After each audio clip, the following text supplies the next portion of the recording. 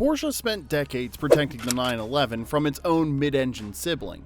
Then they built the GT4 RS anyway, gave it the GT3 screaming heart, dialed the volume to lawsuit, and created the car that makes their flagship look like a compromise with extra steps. Meet the GT4 RS. The Porsche 718 Cayman GT4 RS isn't trying to seduce you with curves or wink at you with LED eyelashes, it's just there, planted and aggressive, wearing the Weissach package like tactical gear, carbon fiber everywhere, a rear wing so massive it could probably generate its own weather system. And honestly, it's a beauty to look at, but here's the thing. You don't buy this car because it's pretty, you buy it because of what's bolted behind the seats. Porsche finally did it. After years of enthusiasts begging, pleading, writing strongly worded forum posts at 2 a.m., they dropped a GT3 derived engine into the Cayman. A 4.0-liter flat six that revs to 9,000 RPM and produces 493 horsepower. Not 500 on the dot, because Porsche's lawyers probably stepped in at the last second, but close enough to make your insurance agent nervous. This is the car Porsche supposedly swore they'd never build. Why? Because it threatened the 911's throne. The GT4 RS has a mid-engine layout, the objectively superior setup for handling dynamics, with the heart of their most hardcore track weapon. It's lighter, more balanced, and just as angry as its rear-engine big brother. They finally gave us what we wanted, and it sounds like the apocalypse at full throttle. But why now? Why, after all these years of carefully protecting the 911's reputation, did Porsche suddenly decide to build the car that makes their flagship look dynamically compromised? The short answer? Timing. The 718 platform was living on borrowed time. Electrification was coming, not as a distant threat, but as an inevitability penciled into product roadmaps and boardroom PowerPoints. The internal combustion era for mid-engine Porsches was ending, and everyone inside Weissach knew it. So the GT4 RS became something more than just another limited edition track special. This wasn't just a Cayman upgrade, it was a send-off from the GT department. One last chance to take everything they'd learned from decades of motorsport and condense it into a naturally aspirated screen before the batteries take over. Think of it as Porsche's bridge between two eras. On one side, analog purity, hydraulic steering feel, engines that breathe air and spit fire, and then on the other, instant torque, silent acceleration, and range anxiety. The GT4 RS stands right in the middle, a love letter to what's ending and maybe a quiet apology for what's coming next. They knew this was their last shot, so they didn't hold back. Now I know what you're wondering, what happens when Porsche doesn't hold back? You get the GT3 engine, mounted right behind your head. 500 horsepower of flat six Fury that revs to 9,000 RPM and sounds like it's personally offended by the concept of electric cars. This isn't some detuned, watered down version either, it's the real thing. The GT3's actual heart transplanted into the objectively superior mid-engine platform. And because it's mid-mounted, you hear everything. Every intake gas, every exhaust bark, every mechanical symphony happening inches behind your skull with nothing but a thin piece of glass between you and the opera. It's the combination we've been demanding since internet forums were invented, but raw power only gets you so far. The GT4 RS backs it up with hardware that means business. Big brakes with iron rotors that could probably stop a small aircraft. An airbox so beautifully engineered it deserves its own Instagram account. Everything about this car is designed to be used hard, repeatedly, on track, without breaking a sweat. Or braking, period. Now, this particular example has been given the track speed treatment.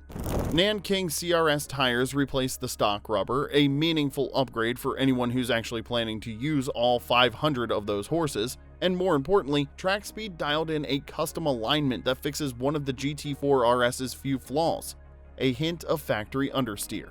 See, even Porsche isn't perfect. They programmed in a touch of understeer, probably to keep overeager drivers from swapping ends on their first hot lap and flooding social media with insurance claims. Noble, sure, but track speed said, no thanks, and corrected it.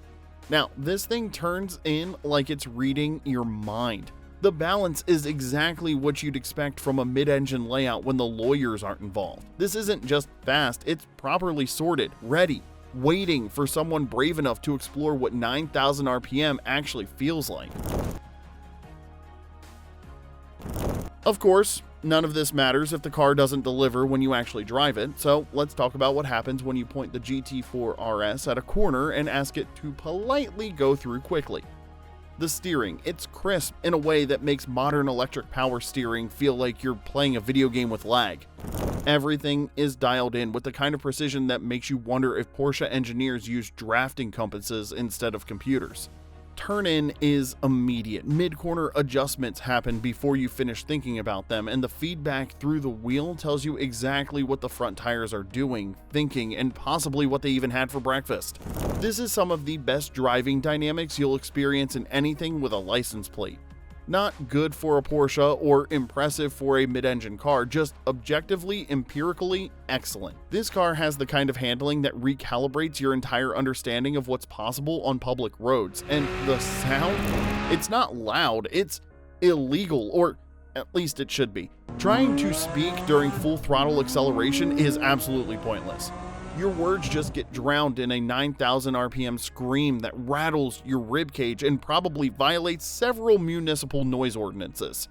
The engine note is so visceral, so mechanically raw that you stop trying to have conversations and just listen. You let it sing, let it scream, let it remind you why internal combustion engines are worth preserving. The grip is obscene. The feedback is constant. The car talks to you through every input of steering, throttle, brake pedal, and it keeps telling you the same thing. You're so good at this, even when you're not. And actually, especially when you're not, it flatters you. It makes you feel like a driving god, and it makes you think you could take this thing to a track day and embarrass people in cars that cost 3 times as much, which honestly, you probably could. Bringing a GT4 RS to a track day publicly is basically cheating.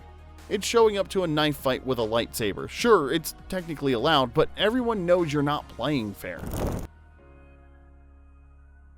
Slide into the cabin and any illusion that this is just a fancy street car evaporates immediately. Carbon fiber bucket seats grip you like they're trying to prevent your escape, because on track, they are. These aren't the kind of seats you adjust 17 different ways until you find your perfect commuting position. You fit into them or you don't. They're race car seats that happen to be street legal, and they're not interested in compromising. There are road gates, likely roll cage components for anyone serious about track use, safety harnesses ready to lock you in place when things get serious. Everything in here screams function over comfort, purpose over luxury. This isn't an interior designed by people asking, how can we make this pleasant? It's designed by people asking, how do we keep the driver alive at 150 miles per hour? The whole setup is an experience, not in the Instagram influencer sense where experience means overpriced and underwhelming, in the legitimate sense where every time you climb in, strap yourself down and fire up that Flak 6, you're reminded that this isn't transportation. It's not even just a sports car.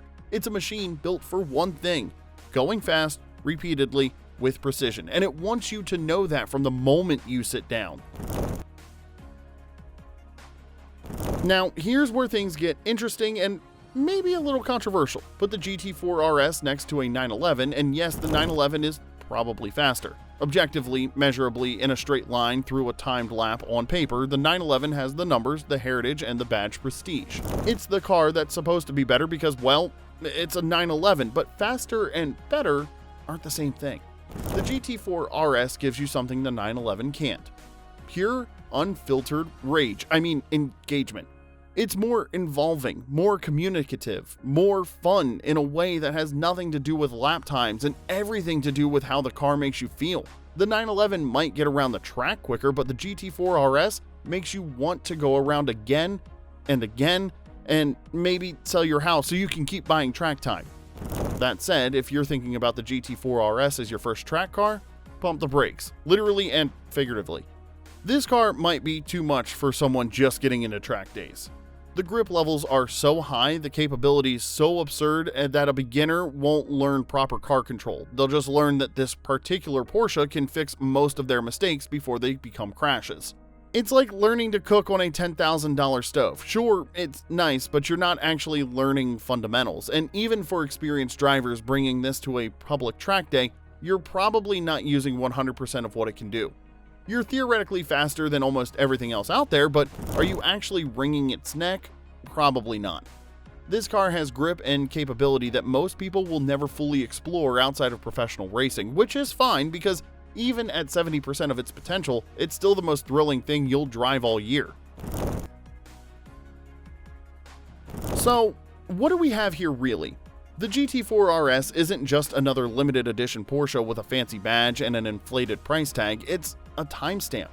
A marker in automotive history that says this is where the old world ended.